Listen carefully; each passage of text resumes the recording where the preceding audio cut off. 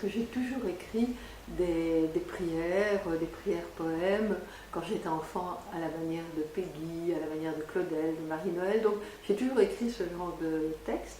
Et Panorama, avec qui j'ai collaboré de nombreuses années, m'avait demandé d'écrire chaque mois une prière. Et au bout de 2-3 ans, ils m'ont demandé d'en faire un livret. Donc la base, c'est celui-là, il était tout à fait épuisé.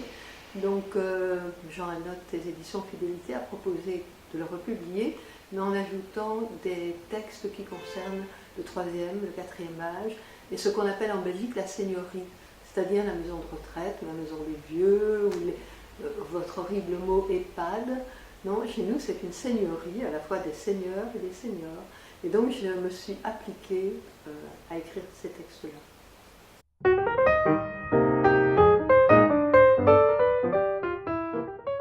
Mais comme le titre l'indique, c'est prière par tous les temps, pas seulement le temps qu'il fait, mais le temps de la vie. Donc depuis la naissance jusqu'au passage sur l'autre rive.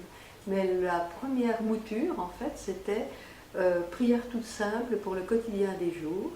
Et effectivement, j'insistais sur tous nos gestes quotidiens. Et dans la seconde perspective, donc le second volet, est davantage ouvert à tout ce que j'observe en allant chaque semaine. J'ai une demi-douzaine de proches qui sont en seigneurie. Et donc j'ai l'habitude d'y aller. Et je perçois la difficulté pour ceux qui vont y entrer, ceux qui y vivent, ceux qui rendent visite, ceux qui soignent. C'est vraiment un monde qui a une telle soif de vie spirituelle, et on ne sait pas toujours comment aborder. Donc j'ai essayé de me couler dans la personnalité de chacun, puisque j'y vais chaque semaine.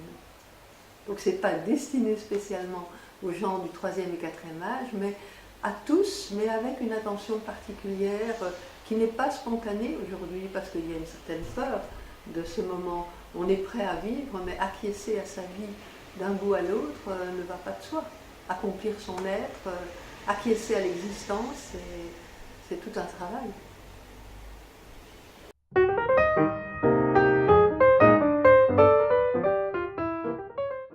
Oui, c'est une prière dont je me souviens très bien dans quel contexte elle est née. C'était juste avant les vacances de Pâques. J'étais en train de corriger mes copies. Comme enseignant, on a beaucoup de copies à corriger. Et j'avais mis mon 3e enfant dans un parc à côté de moi. Et les autres jouaient dans le jardin, grimpaient dans les arbres. Et tout à coup, dans la lumière d'avril, j'ai eu le sentiment d'une visitation, que vraiment le Seigneur entrait dans ma maison.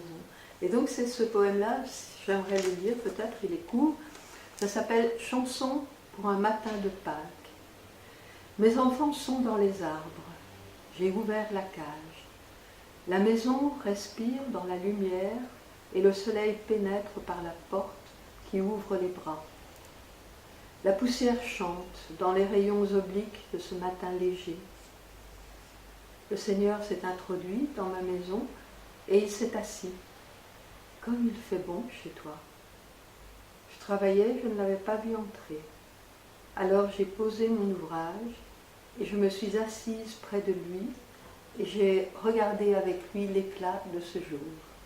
Donc c'est vraiment le poème qui pour moi a donné lieu à déchaîner en quelque sorte toutes ces images liées à la vie quotidienne d'une femme qui a un métier, qui a une bande d'enfants et qui se rend compte qu'elle peut être victime aussi bien de l'addiction à l'ordinateur que des jours noirs où on ne sent plus l'énergie, l'espérance qui brusquement brasille au lieu de flamber.